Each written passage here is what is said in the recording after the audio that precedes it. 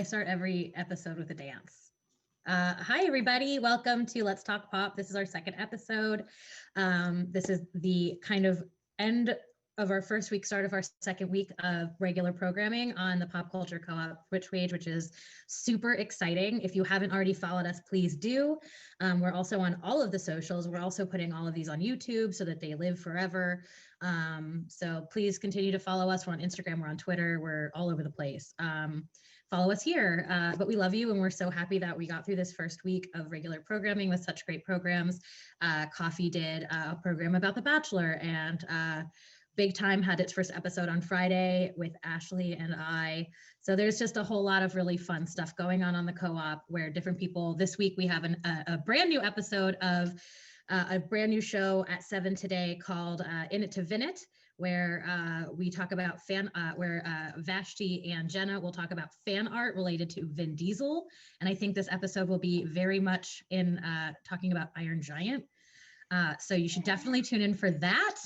And then Thursday, there will be a Schitt's Creek related show called Dick Simpson Was Here that got developed on its own, which I can't put as a thing in the schedule because the mods won't let me even put Schitt's Creek in the mod. So I think I described it as the Eugene Levy and Dan Levy show. If you're wondering what the hell that is about, it's because mods are dicks. Because I can't say dick in the chat. I couldn't even do D with like a star. Asterisk. I couldn't just ignore the I either. And we have a lot of really cool programming this week, Thursday. And then next week, we have even some more fun stuff coming your way. So just keep tuning in. We have so much fun stuff coming, new shows every week, new people. So you won't just see my face all the time. It's really, really exciting. We have a tabletop show happening, not next week, but the week after. So just keep watching the thing. In terms of today's episode of Let's Talk Pop, you might notice that I have a wonderful guest on. This is Devon Maloney. She's on Twitter as at Dynamo Fire. She's pretty much the best and is also my best friend since we were in preschool. But she is a media and trash sci-fi connoisseur / professional. Trash sci-fi professional. I like that title. That's the best title yet that we've got. Yeah, I went through a bunch of different titles to call you, and I think a trash sci-fi professional feels good. Correct. Devon writes for, as she was explaining to GT, who we would like to thank as being our amazing producer today. So thank you, Greta, for doing that and being great, fabulous, wonderful. She writes for different publications about media and pop culture. So she is kind of like the perfect person to have as a guest on my weird pop culture show, but also just because we love each other and we love trash sci-fi specifically, which is why today's episode is dedicated an hour of our second episode of Let's Talk Pop. So that's how important they are to Let's Talk Pop, the Ashmore twins. They're foundational to the show itself, I guess. They are foundational to talking about pop culture, is the importance of these two Canadian brothers who everyone so far has been like, I'm sorry, what are you talking about this week? Just the Ashmore twins? And I was like, yes, we are talking about who in the chat, other than my mother, who obviously already knows about them because I don't shut up, knows about the Ashmore twins and what we're talking about at all. Probably. It's a quiet chat, so I'm feeling like there's like who they are, but not so much why we're spending a whole hour talking about them in public. Why do we care? Oops. It's okay. No, you don't need to know who they are. Like, it's probably better that you don't, because you're probably like maybe normal. Oh, sorry, Coffee. I just called you a weirdo, but in a good way. It's good that you don't know who they are because. Yeah, Veronica Mars, yes, and Animorphs. So the first thing we were going to talk about a little bit was our start into the Ashmores being part of trash fandom. And Sean Ashmore, who Devon got me onto, got me early on with our Animorphs obsession. If we must quickly say, K.A. Applegate is the better of the writers of that age. Yeah, of like you know 90s children. I guess middle grade, right? Animorphs is middle Middle grade. grade. Yeah. 'Cause she stopped writing them probably pretty early on. But anyway, they were big deal to me as a young what, like fourth grader, third grader, something like that. Fourth, fifth. Yeah. Third, fourth, fifth. Big into the Yeah, Animorphs. until And Harry Potter Pit, which but no, it then they made the television show, which aired in on Nickelodeon in 1998. So that was what? yes, That was we were third grade, third, fourth, fourth, because third grade, 2000 we were third in grade. fifth. Yeah, Yeah. that was 99 2000. So so it was spring, maybe spring third grade. Anyway, so we were pretty young when the show came on, and it was so you don't really have to do a whole lot to be this main character. Like it basically talks. It's like 5 kids who like witness this whole this crash landing of this ship of this alien that is like has come here to fight this like brain The yurts. the Yerks, they're like an alien, like evil aliens who like take over bodies, and they control people and taking over. The important part of this is that they Yes. become that you as a person who becomes an animorph is a person who can turn into an animal. That's really Correct. And and so because it was the 90s, the star, the main guy who like is the star of the first book, each book is from a different perspective of a different kid, is this kid Jake. He's like the most white bread white boy that you could possibly imagine. He's like a blank space of a character, and the actor that they cast for this role is none other than Shawn Ashmore. I think they probably had a couple of like both of them had a couple of like one-off roles and stuff, like guest starring things before that, but that was their like the first breakthrough for either of them. And I think it's worth noting that the chat is pointing out a few things about why I say that K.A. Applegate is the better of the middle age. Is that what you're calling it? What did we call this? Middle age Middle writers? grade. Middle grade. I was like, middle age makes me feel like we're talking about like J.D. Robb or something, or like John Crichton. Like those are middle age writers. Yeah, right. But the fact that like, you know, K.A. Applegate is very trans affirming, and a lot of her books have like run into these like really dark themes about like the gray area of war and how there's nobody who's good or bad in like these middle grade books, like these really deep subjects. And like K.A. Applegate just does a really good job of like when people read into the books or like take something from it, affirms what you find that's positive, and is never like pulling a J.K. Rowling of like being a shitty human. Right. So we can stand K.A. Applegate. We stand, yeah, for all intents and purposes here. No, I mean the books themselves like definitely are like transhumanist kind of themes, so it makes sense. Basically the start of our like weird Ashmore like talking about like being part of trash sci-fi was this Nickelodeon show called Animorphs.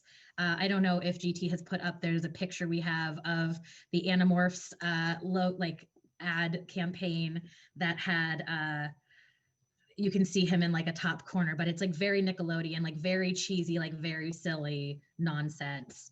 I went back down I went on YouTube. It's on YouTube. The first couple episodes, I don't know how many of them are available on YouTube, but the pilot at least is there, and I went back and watched it yesterday.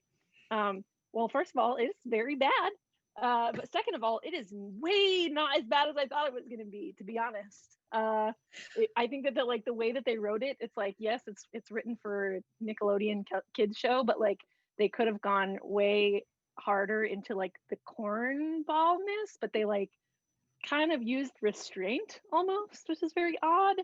I was kind of surprised at the parts that they decided to not say out loud, I guess. So the show isn't that bad. The main thing that we need to bring up here is Shawn Ashmore is a very bad actor. As much as I loved him, He gets better later. He's horrible. Well, he gets better, but I think that the point that we have to make here, Oscar-winning actors here. No.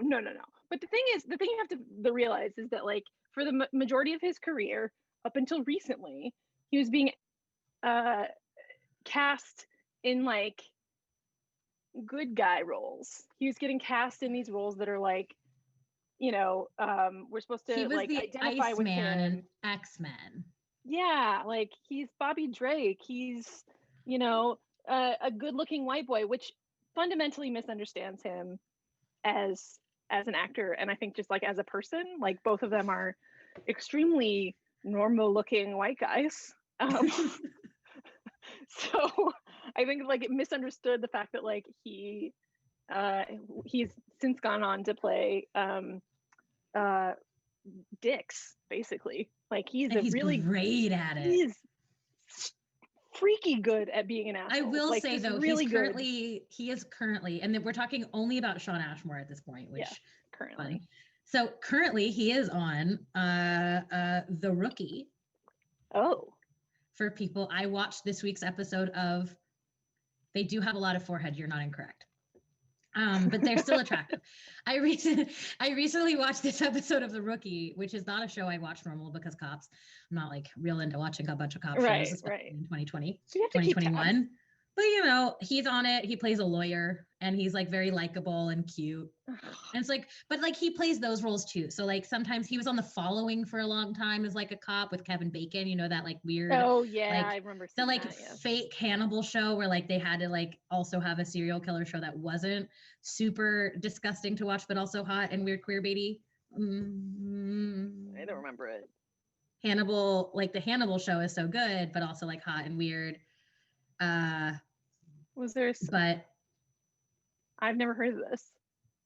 Anyway, it's just The Following. The Following was like not Hannibal. It was just like another show at the same time about serial killers, basically. So he was on that as like like Kevin Bacon's the bad guy, the good guy who's tough and rough, and then there's like the new kid on the block learning the ropes from the haggard, aged detective. Anyway, so like that's a very Shawn Ashmore role. They're kind of like, he's fine. He's good at two things. One, dick, right?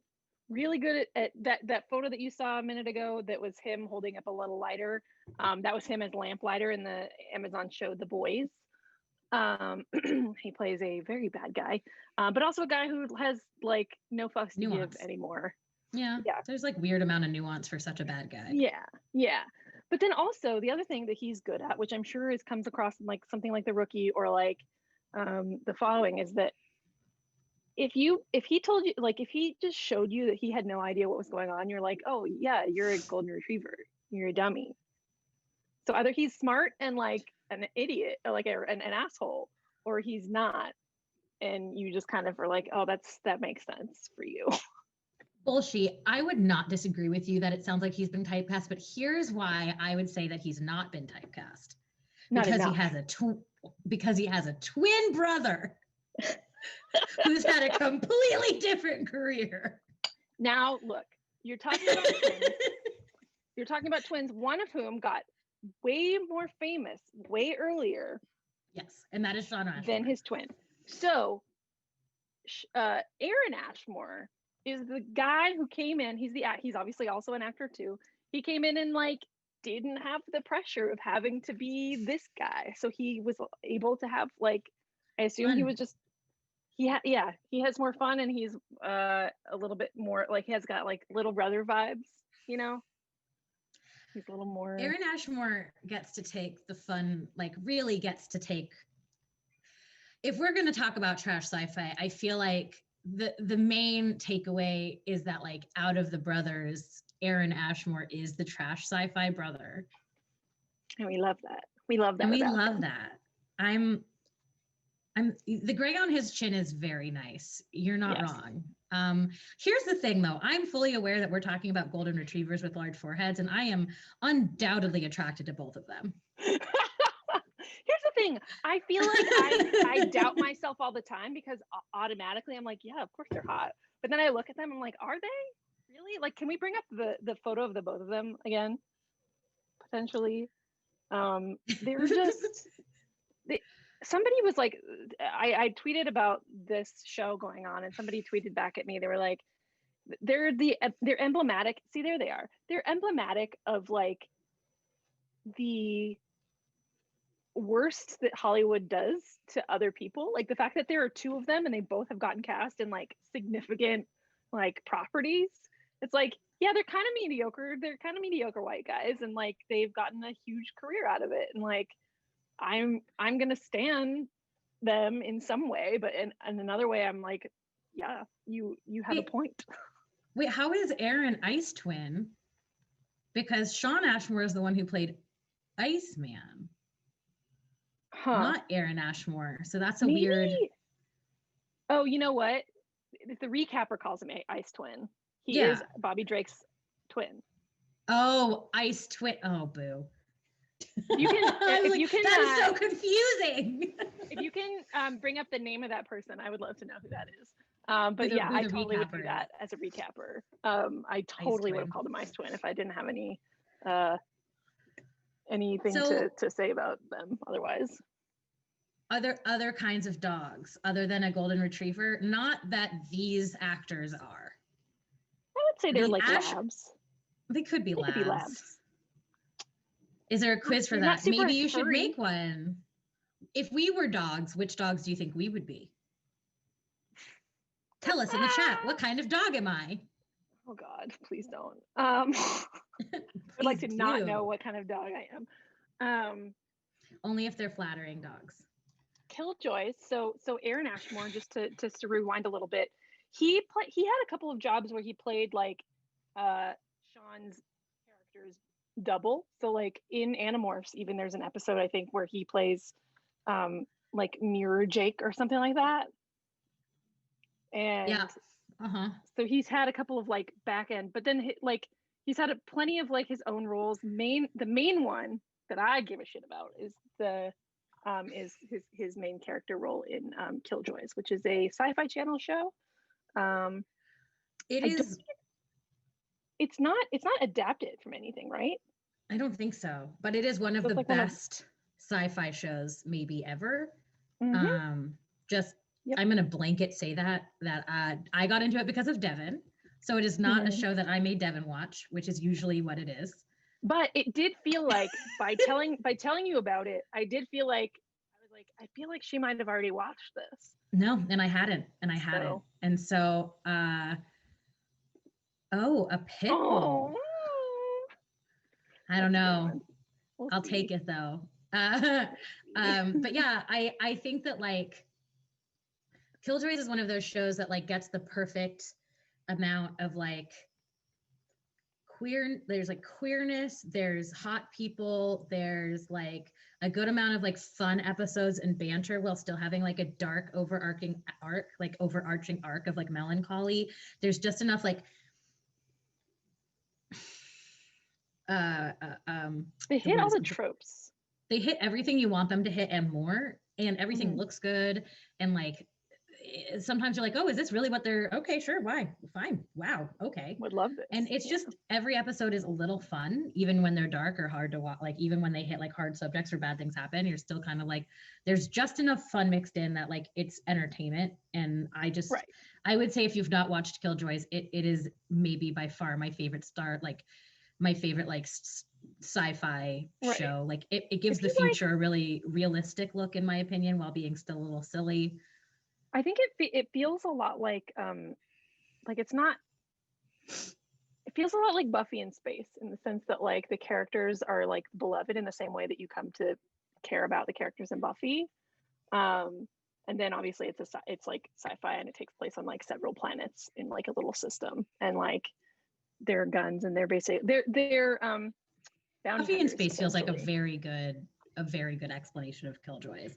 And Johnny Jacoby, who is played by Aaron Ashmore, is like the perfect bumbling best friend, supportive but he's so smart, but he's also so dumb, and it's just so cute. And we just love him. Like you just have to love him. And also he's like hot, and like there's this really cool storyline they do about like like body modifications, and they brought in like a bunch of like actual like amputees and people who've experienced that, and like did a really good job like having that conversation, which is so interesting. Yeah, I just like, and at one point he has like a body modification, and everybody is like talking deeply about like he has to like come to terms with the fact that he chose a body mod. Anyway, it's like very cool and weird, and they do a really good job of. So if you've never watched it, I feel like I had no doubt that a lot of our conversation was going to be about Killjoys, because it is just fucking great, and it's a woman showrunner, which I think is always rad, especially for sci-fi. Who also did Lost Girl. She did, and I still haven't. I haven't been able to go. It's a hard watch. It's hard. It's because Lost Girl is more fantasy. Yeah, it's a little more corny. It's a little more fantasy. It's a little more fairies and vampires and succubus rather than like space. Right. Which isn't, you know, like not my thing. It's just I think what it is like adjusting to another show's version of like what exists, like their parameters of like how fantasy works in their world. If it's not like something that I've already encountered, it's just kind of like, all right, I have to like do the mental work of like being like, all right, I guess there are succubi and fucking fairies here. Like I would say like but back to the Ashmores. Yeah. It's important to also note that Aaron Ashmore, before being in Killjoys, was in another beloved sci-fi show that I love dearly, which is Warehouse 13. It's good. Warehouse 13 is phenomenal. It's good. He plays a gay man. It's very fun, and he doesn't play it. I haven't gotten that far yet, honestly. What? I know. Don't tell me. Well, no. Do tell me. Spoiler alert. On the show. No, he plays it. He plays it, but he plays it very like, it's not stereotypical. It's not gross. Like they don't like make it a joke. It's not like, it's just like a part of who he is, which is reality, and he's still. Do they make him like mince and stuff like that? Like, is he? What is his character like? Does he mince? Like, do they make him like performatively gay? No, not at all. Okay. He kind of is just him, and then boys.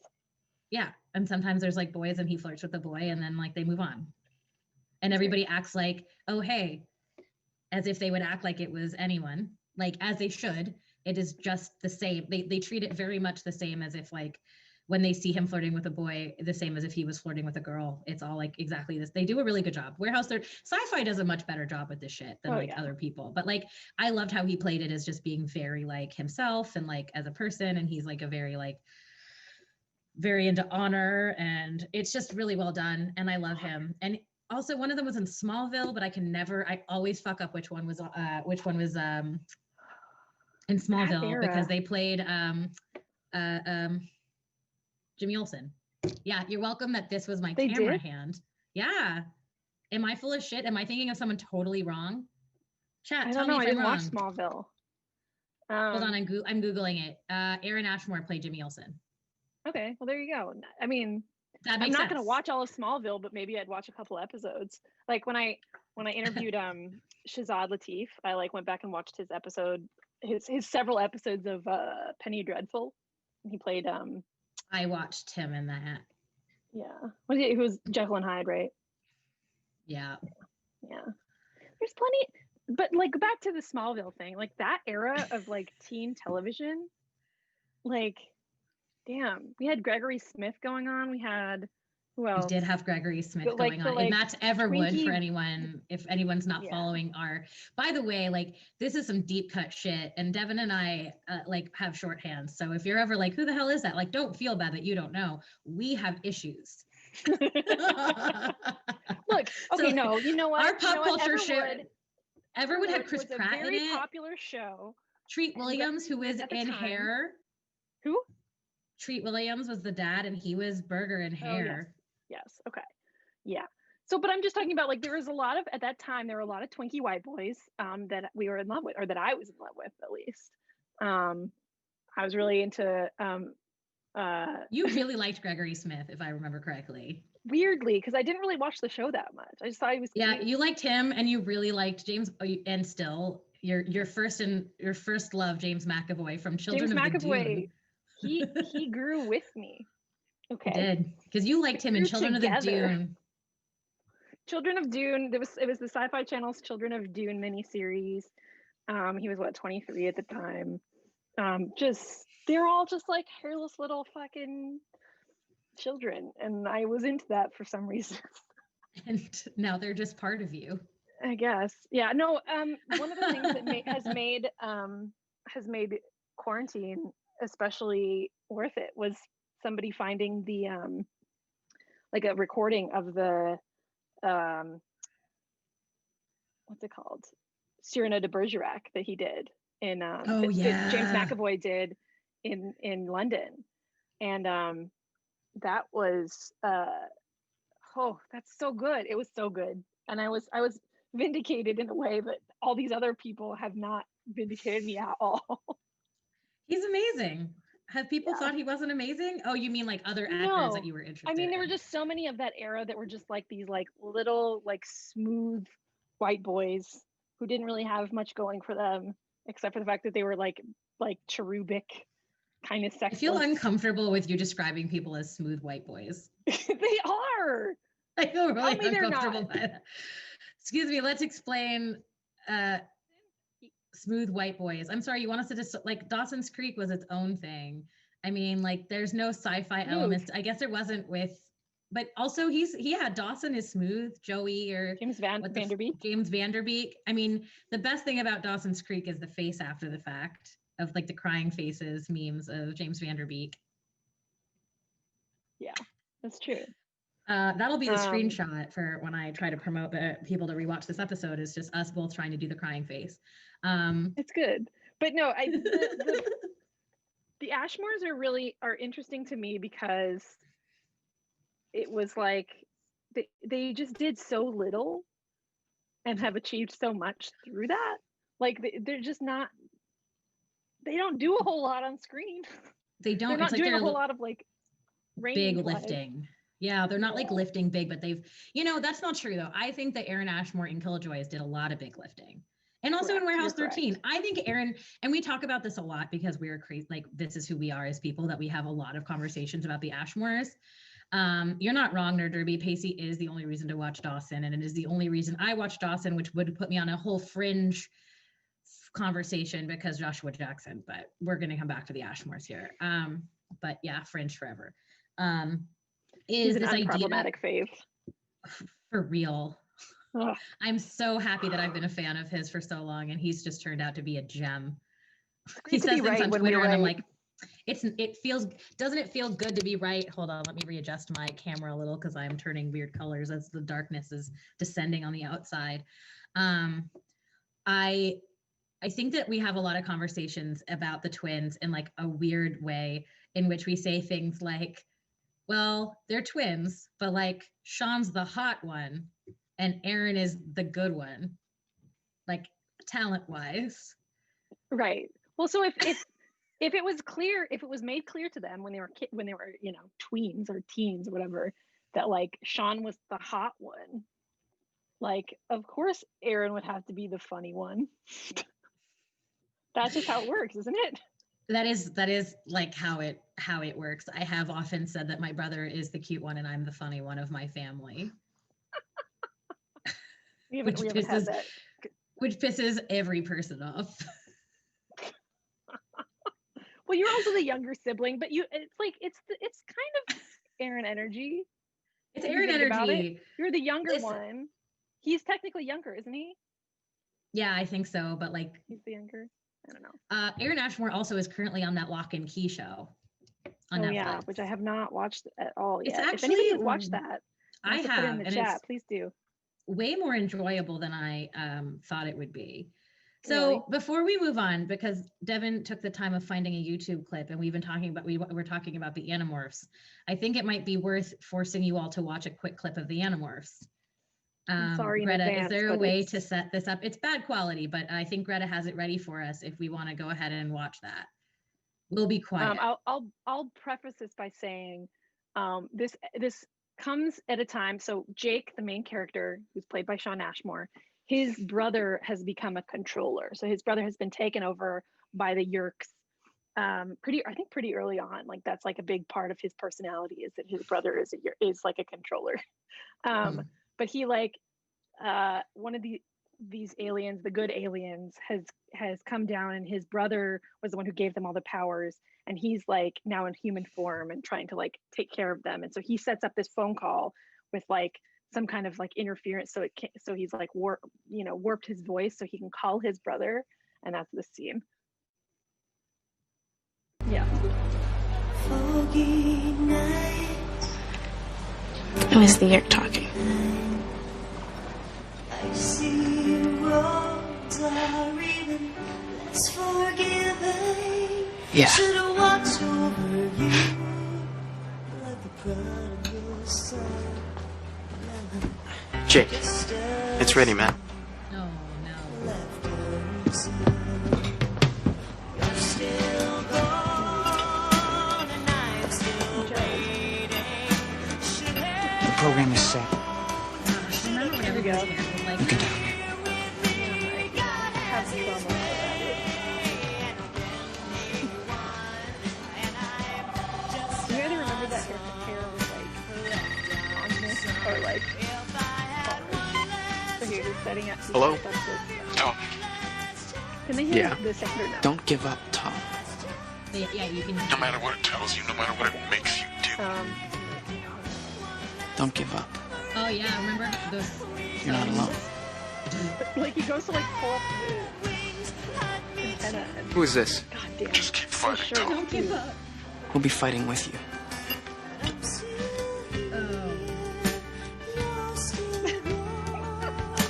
Nothing I say make you come back to me, so I'll carry on as you would have done. Oh my God. I'm just a song left unsaid.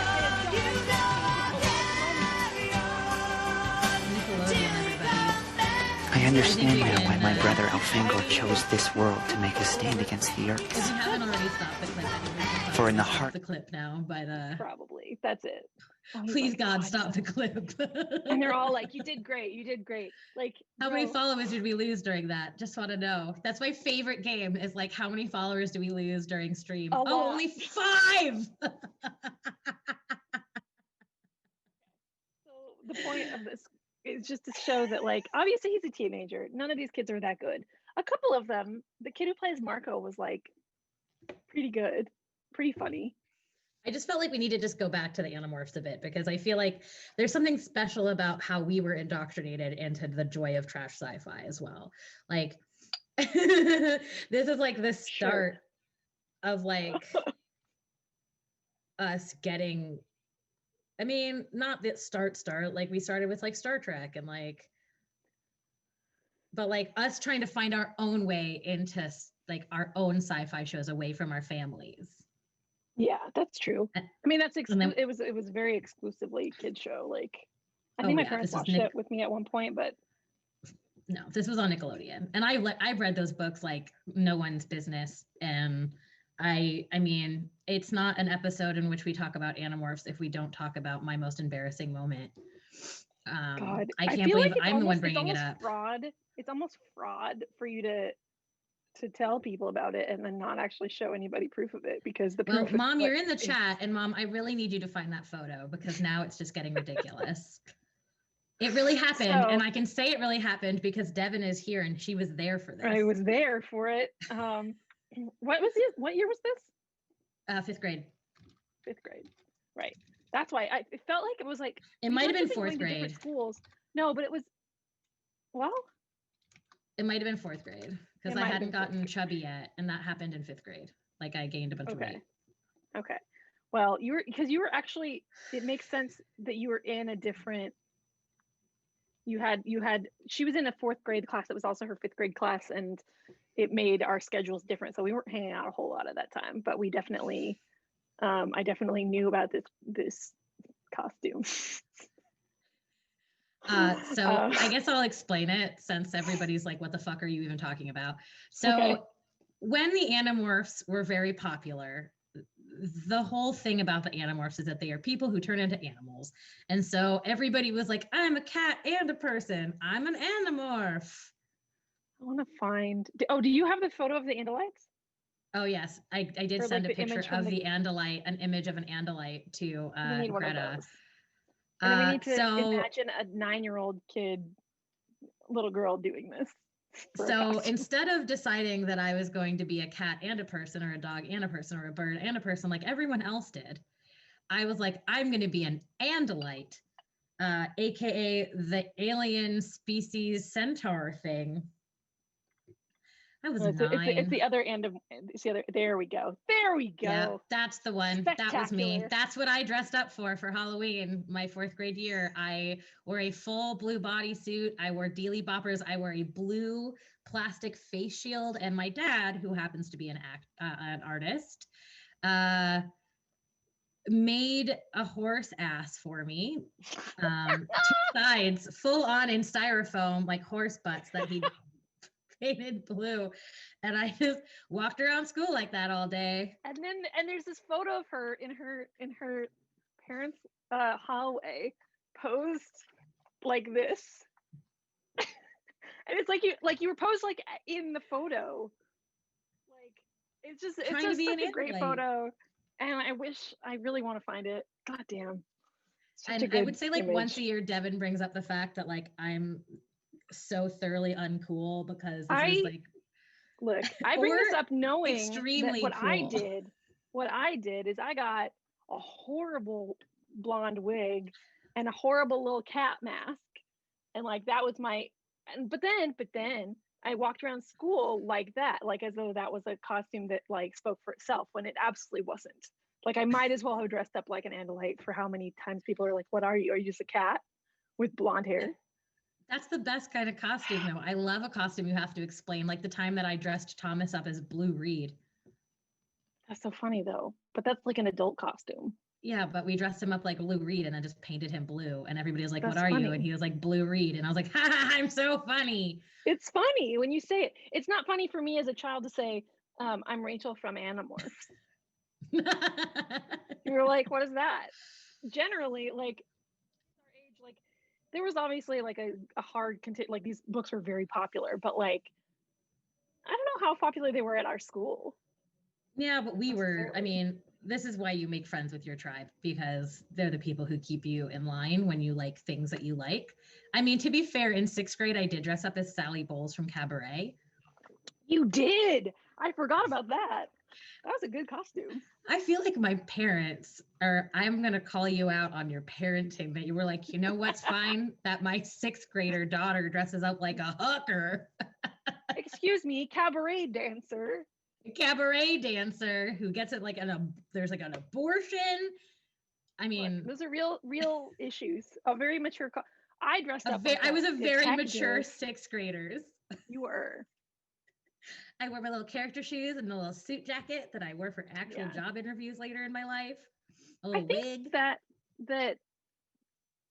yeah, I didn't really do a whole lot of like character costumes after that. It was much more like a. I'm trying to think. Like you dressed what up I as did. Teen Girl Squad once. Yeah, that was senior year of high school. That was my favorite costume I ever Greta's like did. freaking out. You can't see her, but Greta's very excited. Dara went to a different high school than I did. She went to an arts high school. And so our senior year, a couple of friends and I all dressed up like Teen Girl Squad and Tompkins. And I was definitely the ugly one. And it's like those photos. That was a great costume. I'm so glad we took those photos on the front so lawn of the high jealous. school. Yeah. But you had some really good ones too at arts high school. Oh yeah, I mean, I wasn't very good at the costumes at arts high school because there's no way to compete with arts high school people at costumes. But you did. What did you do? I did Wonder Woman one year where I purposely ensured that it didn't fit right, so that the underwire was like halfway up my tits, and it was like the cheapest Wonder Woman costume I could find. I did that on purpose, which was a fun day to run around in a leotard that was like too tight and the tits like didn't match my actual body. But I did that on purpose because I thought it was funny. I did Justice League, and I had all my friends dress up as different superheroes, and I was I don't remember that at Batgirl. all. Montana, yeah, my okay, friend okay. Montana was Superman. He Right. later, anyway, we are on the Twitch and it's public, so I will not do that. He is very attractive on the internet now. I assume it's and lucrative for him. to be attractive on the internet. Yeah. And then, and he plays the trombone. What else did I do? I did, I don't remember my other costumes in high school, even though it was a really big deal to do costumes in high school, which is crazy that I don't remember. my I know God. other people, like were Chippendales dancer, someone was a tampon. Amazing. That was a really amazing costume. And during the like costume parade, they like climbed out of someone's like dress.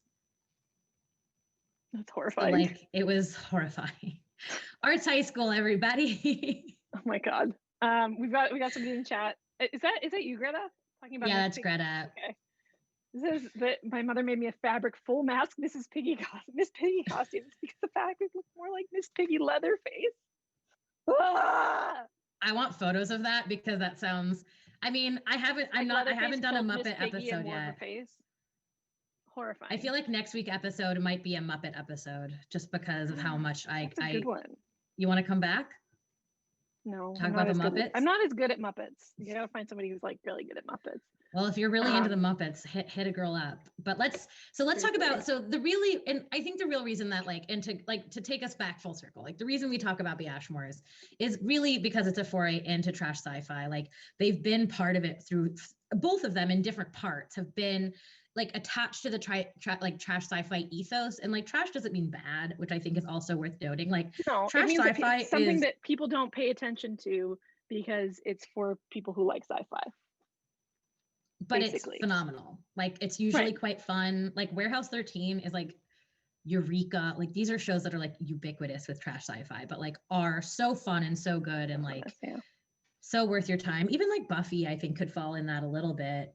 Well, Buffy got really popular. It's not really trash because A, it's popular, and B, it was just like it was prime time.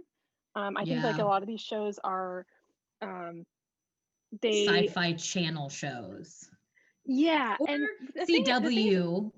They were under the radar enough. So like if you have like you say like Warehouse 13 and Eureka, or like I mean not really Animorphs, because that was like they were putting a lot of money behind it and it was like it was part of their main lineup. But like these sci-fi channel shows, they're able to do things like what you're talking about, how like Killjoys is really progressive and they tried things that like most shows just aren't able to do, especially when they have a lot of eyes on them. Like they just are able to do things that that all shows should be doing, but are too afraid to because they're afraid of losing viewers. And like these shows just don't have to worry about that, really. Like Winona Earp. Exactly. They have like their own like. Well, now they have Earpers and they have a fandom that is very intense, but they didn't used to, and they still took those risks. That's true. That's true. They took those risks before they were reading message boards about who they wanted to get together and who, like, they were just already on that road. Right. That's true. Which always really, like, that show is so batshit. I love every second of every weird decision they make. I haven't watched this past season because I think I just couldn't keep watching it like episode to episode, week to week. But it's all there now, so. Well, it's only half of the season is there now. Oh, is it? Yeah, because of the COVIDs, they had to take a break. They paused. Okay. They had to pause, but at least we got the season back because remember we waited on that 4th season for like 2 years. Right. But then they tried to. No, go for it. Oh no, I was going to change the subject. Continue. So was I. So go for it. I was going to say it's a lot like Lucifer, because Lucifer is also one of those shows. It's not trash sci-fi, it's trash fantasy, let's be clear. But their most recent subgenres subgenre, yes. Trash and then sci-fi fantasy. They put out a half a season this past I guess like the summer, in the summer. Incredibly good. I'm shocked so good at how good it was. The fact that they like finally figured their shit out. But like Yeah, the same thing. I think that's why, right? Yeah, they moved to Netflix. Well, they were But- already at Netflix, I think. Yeah, I think that they would have. I don't know if that's why they only did half a season so far, but Okay, it was well- half a season. I don't know if they're also just doing the thing where they're doing things in pieces because they can to like spread stuff out. I mean, I'm not necessarily mad at it because like I'm surprised because I was certain that like we were going to get a lot more genre television coming into like COVID, like post COVID. What do you think? And I'm actually really surprised that there's not more of that. I was really like thinking that like going into, we were going to like, because how do you write shows about a world that's so ever changing happening now? Right. So I felt like we were probably going to see a lot more fantasy and science fiction because it's Well, in the future. It's also more expensive, and animation. I think, I think if you say like animated fantasy and sci-fi, like that makes sense. But I'm surprised to see that there's not more of that. But I guess we'll also have to see like in a year how we are affected by, because this is the stuff getting pitched now. Because like you're seeing shows coming back, like I was talking about how MacGyver came back and they were like, oh, there was a pandemic and they just moved on. Right. And like how like I kind of appreciated that versus like the shows like Grey's Anatomy coming back and it being full storylines about COVID and how hard it is and people dying. And I'm like, I'm good. I'm living that. So I'm fine not having to watch that. Oh yeah, that's their whole season has so far been about like COVID, like working at a hospital that's moved to COVID.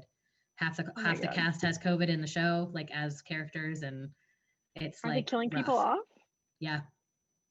Yikes. It's fucking rough. That's rough. And like I don't really watch Grey's, but I've been watching Station 19 because Hot Firefighters is a show. Can't Listen, relate. Sorry. We all know that I watch television for attractive people. It's true. It's your defining quality when you talk about TV. It really is. I mean, Are there hot people? Other hot people? Yes, great. And I mean, hot is a lot of different things. Are they hot people and do they kiss? Are they hot people and do they kiss? And do they get hurt sometimes? Bonus, do they get hurt and then kiss? Or do they kiss and then get hurt? I feel seen. I'm a normal person, everyone. Please don't judge me. That's why she likes sci-fi and trash. It is why I like that happens so often. Rude. And that's nothing to be embarrassed about. And I will say Aaron Ashmore is very good at getting hurt. Both of those things. Things. He gets hurt a lot in Killjoys and then has to like fight through it, and like he's very tough and sensitive, which is what we look for in a lead actor. But I don't really see him being like a lead actor and stuff. Like I think that's just not like his interest. I don't know. I would love to see. Like, what do we think they're going to start doing? Sean should start doing more dickhead stuff. Like the Lamplighter thing was so good as Lamplighter. So good. So good. I really have a lot of problems with that show in general, but I think that casting was perfect. But I think that Sean Ashmore should be, because we're now in this age of like we said, like golden retriever, like himbo boys. I love a himbo. Everybody is like gaga about this, or like everybody's realizing that everybody has been crazy about these kinds of guys the whole time. And I think that we're going to have a lot more of that. I think that he could be good in that kind of role. But then I also think that just like the support, how like the supportive husband, like redacted Watchmen, we had Yahya Abdul-Mateen doing like the supportive husband to Regina King. Like I loved that so much. That was great. And it was like everything that happened after that was just kind of like bonus. Yeah. So, but yeah, like boy, wasn't it a bonus? Oh boy, was it? Oh boy! Definitely watch that show if you have not watched that show. Whew. I mean, Caitlin has said that I'm her horniest friend. Yeah, you're probably my horniest friend as well. I don't have a whole lot of friends anymore because we're in our 30s. But anyway. Hi, Mom and Dad. I'm glad that you're watching. They made you this way. Sorry. They did make me this way. But no, I think if he did more like of that, I mean, just the Johnny Jacoby thing, like he was kind of, I guess, like golden retriever-y, himbo-y. He was smart, but like dumb in a lot of ways, in this way that made you want to like protect him, right? Yeah, he does a good job of that, and he still does that a little bit in the Lock and Key show, he's a little bit like that. Yeah. He would have Like, been, you know what I was thinking about? I was thinking about how many twins there are in Hollywood. I was like looking up like lists of twins. Did you know that Nick Brendan is a twin? Nicholas Brendan? Yes, I did. So Xander, I was just thinking, it was like, wow, Aaron Ashmore would have been a really good Xander. Aaron Ashmore would have been a phenomenal Xander, and probably wouldn't have had all of the charges against him that Nicholas would Brendan not have had over. a drug problem and abuse problems and just gotten The drug problem is fine. People have issues, but like abuse problem is the part where I get stuck. Yes, like, correct. Oh, Nicholas Brendan. The last time he got arrested was in our hometown on Main Street. Oh, in the Gundo. Across the street from the El Segundo High School. So Great. that was cool. But anyway, Claim to fame. That's the kind of role, the like kind of like comic relief, but Best also friendy, like cute and sweet. Yeah. Supportive, like very, I don't know. I think I want to see Aaron Ashmore do more of that. I want to see him get like, wait, what are you wedding? Are you wedding the acapella with Maggie Pierce? The Maggie Pierce acapella? Xander is in the character in Buffy, yes. Yes, so Xander is the main character as in Buffy. Nicholas Brendan, who played Xander, had a bunch of like abuse charges against him in the more recent end. Nice guy. Fame didn't really treat him well. Yeah, which is a bummer because Xander as a character is lovely. I know. So Devon, we will have a later episode where we fight about Buffy because I think we could fill an hour of me talking about how I'm obsessed with Xander and how Devon absolutely hates Xander and does not understand.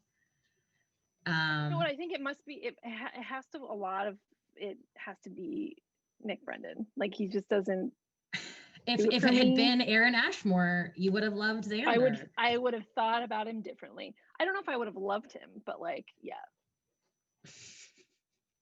I love Xander. I love like the side, but see, I always liked the side. I like Styles. If I watch Teen Wolf, I love the Zeppo. It's my favorite episode of Buffy, but I love that like, which is also I think why Aaron Ashmore is so important to me because he plays characters that are like always that like the best friend, the cool friend, the like the non-heroed friend, like the non-powered friend, the like, you know, the street guy, the street man, the normie.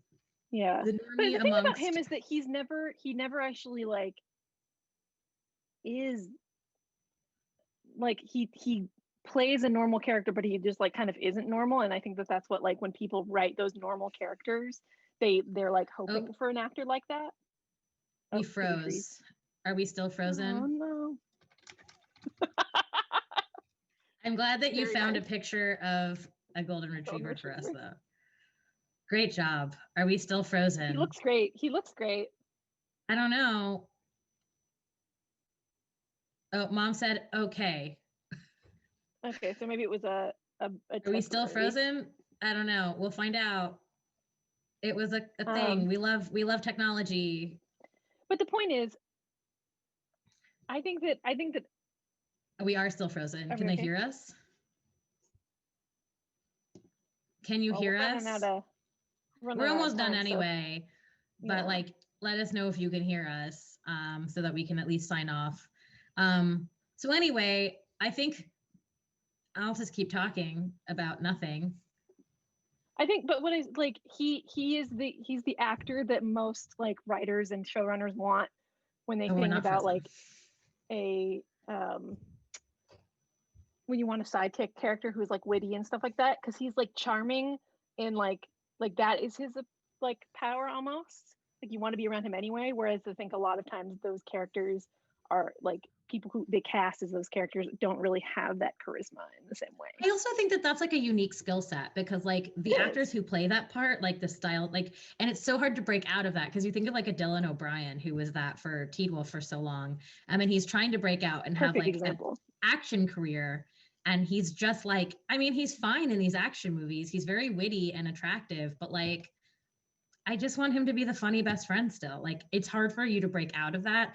And I think it's a shame because he's like really not going to go back to it anymore. Right. And I think, but the thing is that So the thing with the Ashmores is that Aaron doesn't have to worry about that because he has a twin who's doing all that already, right? It's kind of great. They hit both ends of the spectrum. He's watched what would happen to him if he tried to go for straight like main character roles.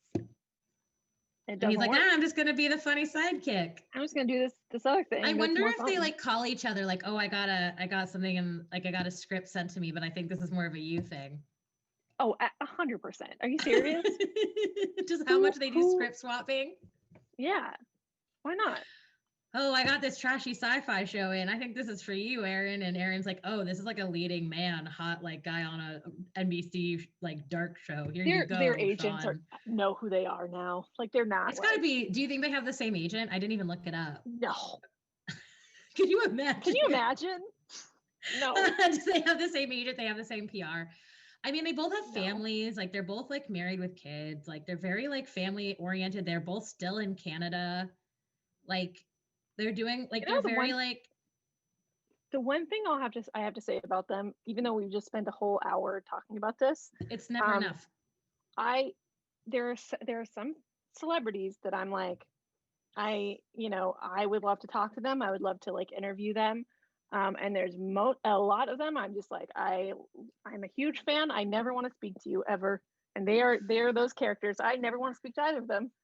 No, I want to always just be like a fan. And here's the thing, at the end of the day, like we make fun of the fact that like they're doing garbage, like they do trash. They're like golden retrievers. They're these like himbo-y, like normcore kind of dudes. But like at the end yeah. But at the end of the day, like I'm a huge fan. I love them. Like I love the choices that they've made. I like love watching things they're in, and I'll go out of my way to watch something that they're in because they're in it. Right. Like at the end of the day, it's like percentage wise, how much do you think that is because of your childhood with them, and how much is just like they're honestly good? Probably mostly because of my childhood with them. Like I can't imagine it's not at least partly nostalgia. Right.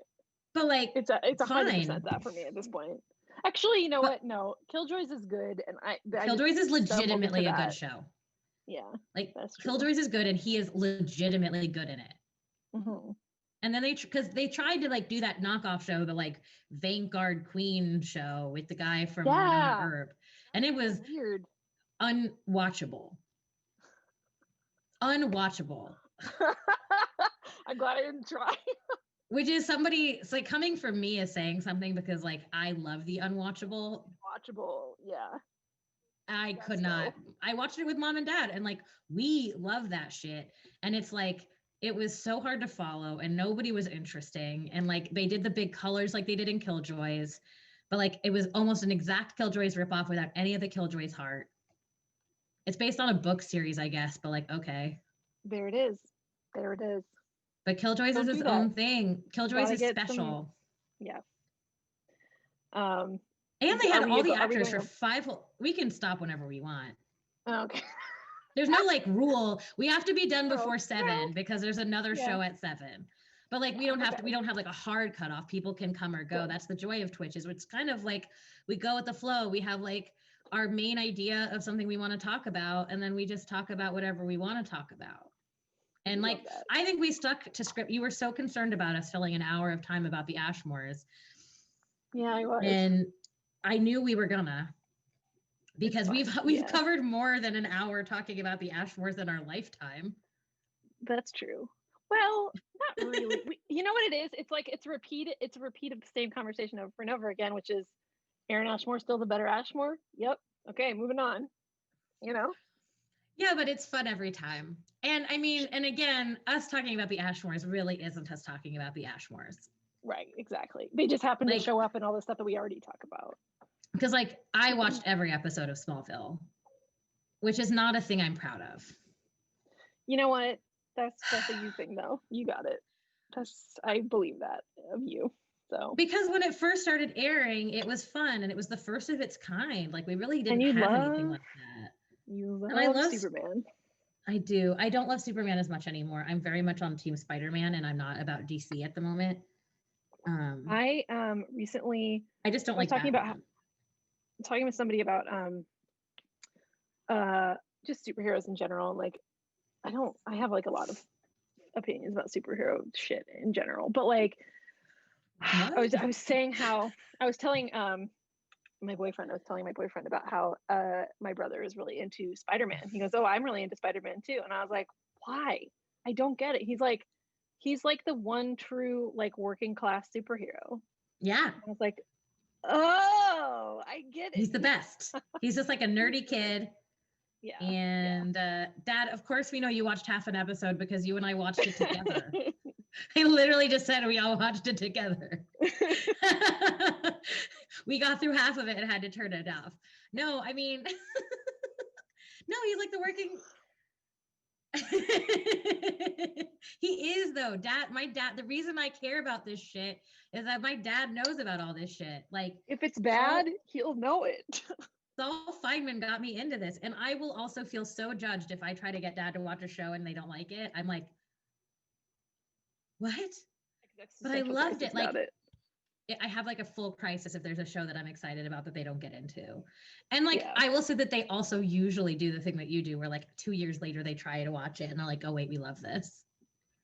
It's all about context and the time. Apparently it's more fun to watch television with me because I scream things when I watch TV. That too. Yeah. That's actually why whenever we hang out, every time we hang out now, we live on opposite coasts, but whenever we like, usually it's more often than I'm ending up in New York, we spend like at least a day just watching television. That's my favorite kind of day. I just want to sit on a couch and snuggle and order some food in and like watch TV and yell at it. And I think for me, like one of the greatest joys or gifts, and this sounds so stupid and aggrandizing, but whatever. One of my favorite gifts that I give to people is like watching, or they give to me, is like watching someone watch something that I enjoyed and like enjoying it. Right. Your mom wrote a Spider-Man thing. Please explain. Yeah, like, so Greta, we can't hear you. Oh, you are. We can hear you. Okay, so Greta's anyway, so while Greta tells us about her mother who wrote a Spider-Man thing, I will say that like for me, like watching someone watch something that I like, that I've introduced them to and enjoy it, is like the warmest, fuzziest feeling. Yeah, that's true. And I did have a friend yesterday do the same thing to me, where she made me watch the first 2 episodes of Ted Lasso. Is it good? I've heard so many good things, and I'm like, oh. It's very good, and just stared at me while I watched it and laughed at jokes.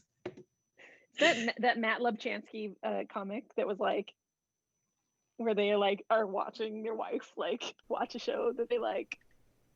I'll send it to you later. It's really good. I'll have to say. It's really good. Wow, great Twitch television. It encapsulates. It's the comic that encapsulates that exact feeling where you're like trying to show somebody something.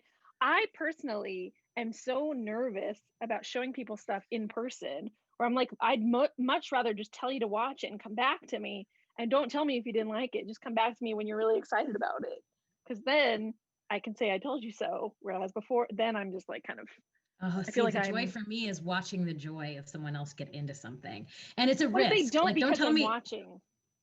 It's like a Schrodinger's cat thing, right? They might not get I mean, into there's it definitely because I'm observing it. There's also like there is, but I enjoy rewatching it too. So, but like there is a risk that you take, especially when you're like for you, when I feel like if I sat down with you and I watched, this is so friggin' cool, by the way, GT. I think you should, to try to explain this. All right. Is this yoga? Is this stretching? No. Okay. So my mom worked for Marvel in the 70s. Okay. And she was allowed to write a couple of things. And I can't even handle this. And one of the things that she was allowed to write is the Mighty Marvel Comics Strength and Fitness book, which is like full of completely outdated and terrible exercises performed by your favorite Marvel characters. Phenomenal. There's nothing okay about this. It is 100% weird. Okay. But you know that Spider-Man has been made to do weirder shit. All of this stuff involves 1,000%. Yeah, extremely low key. It's totally wild. And also the other thing mom did was co-wrote a thing, which I can't find an image of because it's just too hard to find, which is for Planned Parenthood. which was a Spider-Man Planned Parenthood crossover something or other. I need it This is in my life. incredible.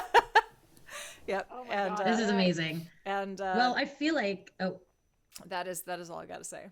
Greta out. well, I think that is a really good note for us to sum up our episode and tease. I haven't decided what we're talking about next week, but thank you for joining us today. And thank you so much for joining, Devon. I really appreciate you being on my Happy second to ever show. hop on the You Zoom. can follow her on Twitter, where she is active and funny, and also is doing some really amazing working and helping with some really amazing direct aid and mutual aid for Los Angeles. I'm gonna put the URL in the chat. Good. She's on at Dynamo Fire, but also the mutual aid in LA. They're doing some really, really good work. So I'm going to plug that, whether you like it or not, but I'm sure you do, where they're doing weekly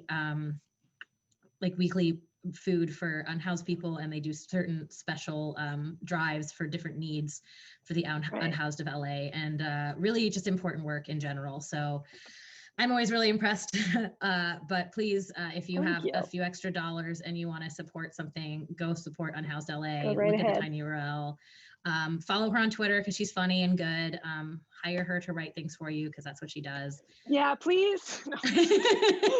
All seven And people in the chat that are all our friends. You know what? But people watch after the fact. We get lots of views that's after. true. So it's is totally worth noting. And please come back at 7, where you will have In It to Vin It, our Vin Diesel In It to themed Vin It. art show Good.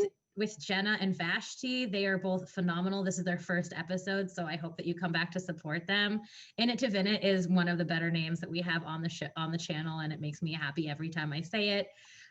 Because holy crap, they have a Vin Diesel show that they are doing every other week on Sundays at 7, starting today.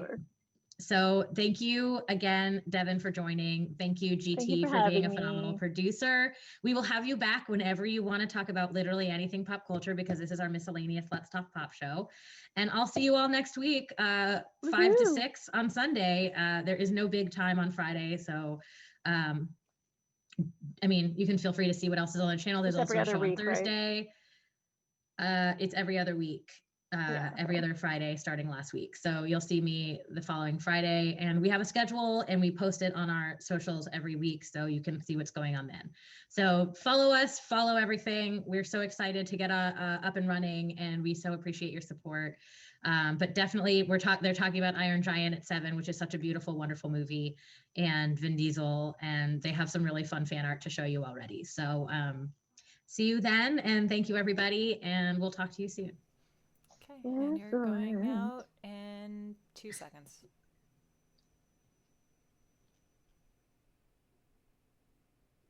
You're good.